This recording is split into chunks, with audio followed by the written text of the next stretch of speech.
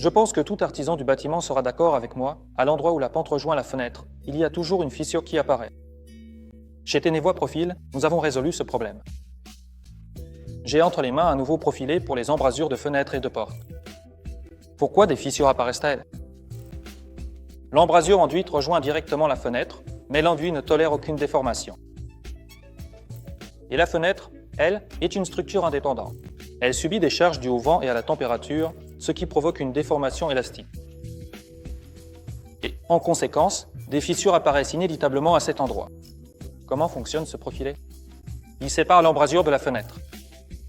Autrement dit, vous obtenez une structure indépendante et en plus, vous bénéficiez d'une jonction esthétique sous forme d'un joint creux de 1,5 mm d'épaisseur. Pour fixer temporairement le profilé à la fenêtre, il faut appliquer un ruban adhésif double face sur la languette spécialement préparée, puis coller le profilé à la fenêtre. Pour une fixation rigide du profilé, on remplit la cavité entre le profilé et l'embrasure avec de la mousse-colle. En plus, cela apporte une isolation thermique et acoustique. Après le séchage de la mousse-colle, on insère dans la rainure du profilé n'importe quel matériau en feuille, plaque de plâtre, panneau aquapanel, panneau russe. Ou bien on remplit la cavité avec de l'enduit. Pour protéger le cadre de la fenêtre contre l'enduit et la peinture, on colle un ruban de masquage. On enduit l'embrasure de la fenêtre. Les excédents d'enduit qui tournent dans le joint creux sont retirés à l'aide d'une lingette en tissu et d'une spatule. On a obtenu un super résultat.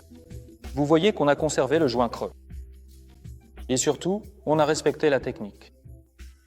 Désormais, l'embrasure ne va plus jusqu'à la fenêtre.